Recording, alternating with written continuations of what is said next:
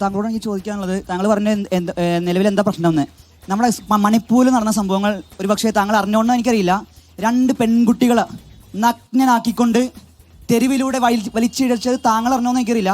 കൂടാതെ തന്നെ ഇത് നടന്നത് ഇന്ത്യയിലെ മണിപ്പൂർ എന്ന സംസ്ഥാനത്താണ്. അവിടെ പ്രധാനമന്ത്രിക്ക്, വിദേശ രാജ്യങ്ങളിൽ പോകാൻ സമയമുള്ള പ്രധാനമന്ത്രിക്ക് എന്തുകൊണ്ട് സ്വന്തം രാജ്യത്തെ മണിപ്പൂർ എന്ന് പറയുന്ന സംസ്ഥാനത്ത് ഒന്ന് സന്ദർശിക്കാൻ പോലും തയ്യാറാകുന്നില്ല? കൂടാതെ എനിക്കൊരു ചോദ്യം കൂടി ചോദിക്കാനുണ്ട്. ഇവിടുത്തെ LDF പ്രതിനിധിയോടാണ്. തൊട്ടപ്പുറത്ത് നെടുമങ്ങാട് സിദ്ധാർത്ഥ് എന്ന് പറയുന്ന പയ്യൻ, ഞാൻ വരുന്നത് എറണാകുളത്ത് ആലുവയിൽ നിന്നാണ്. ആലുവയിൽ നിന്ന് നിയമം LLB പഠിക്കാനായി വന്നതാണ്. എന്നെ പോലെ തന്നെ വെറ്റിനറി കോളേജിൽ ഉന്നത വിദ്യാഭ്യാസത്തിനായി കടന്നു ചെന്ന സിദ്ധാർത്ഥ് എന്ന് പറയുന്ന വിദ്യാർത്ഥി, ആ വിദ്യാർത്ഥി ആ കോളേജ് ക്യാമ്പസിൽ ചെന്നിട്ട് പിന്നീട് ആ വിദ്യാർത്ഥി ദുരൂഹ സാഹചര്യത്തിൽ മരണപ്പെട്ട വാർത്തയാണ് ആ വിദ്യാർത്ഥിയുടെ മാതാപിതാക്കൾക്ക് അറിയാൻ സാധിച്ചത്. പിന്നീട് അന്വേഷണത്തിൽ തെളിഞ്ഞത് SFIക്കാർ കൊന്നതാണെന്ന്.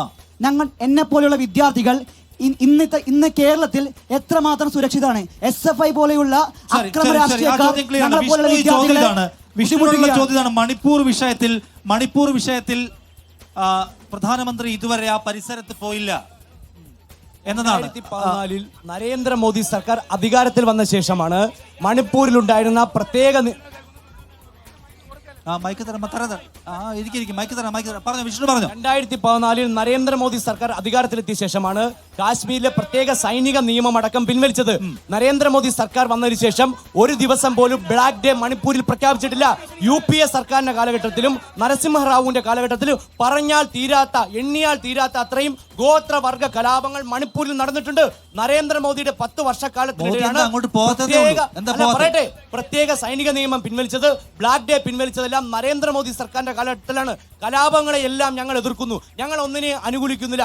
ഒരു കലാപവും നമ്മുടെ രാജ്യത്ത് ഉണ്ടാകാൻ പാടില്ല, ഒരു സ്ത്രീകൾക്കെതിരെ ആക്രമണം ഉണ്ടാകാൻ പാടില്ല. പക്ഷേ ദൗർഭാഗ്യവശാൽ മണിപ്പൂരിൽ കലാപം ഉണ്ടായി. അതിനെതിരെ ശക്തമായ നടപടി കേന്ദ്ര സർക്കാരും സംസ്ഥാന സർക്കാരും സ്വീകരിച്ചിട്ടുണ്ട്. 6 മാസം ആ സംസ്ഥാനം നിന്ന് കത്തി. UPA സർക്കാരിന്റെ 10 വർഷക്കാലം 6 മാസമല്ല 5 വർഷത്തോളം കലാപങ്ങൾ ഉണ്ടായിരുന്നു.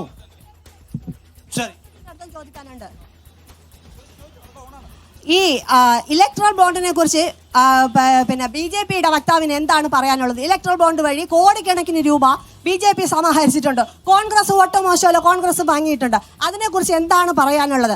പിന്നെ ഇവിടെ ഒരു കാര്യം കൂടെ, ഇവിടെ ഒരു വ്യക്തി ചോദിച്ചു, SFI കൊന്ന എത്ര പേരുടെ കണക്ക് നിങ്ങൾക്ക് പറയാൻ സാധിക്കും? അതിന് തൊട്ട മുമ്പ് അഭിമന്യു എന്ന് പറയുന്ന ഒരു ചെറുപ്പക്കാരനെ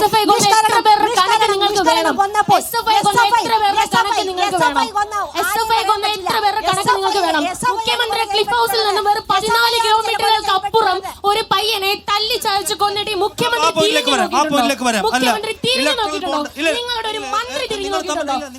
നിങ്ങൾ തമ്മിൽ അങ്ങോട്ട് തർക്കിക്കുന്ന പരിപാടിയല്ല.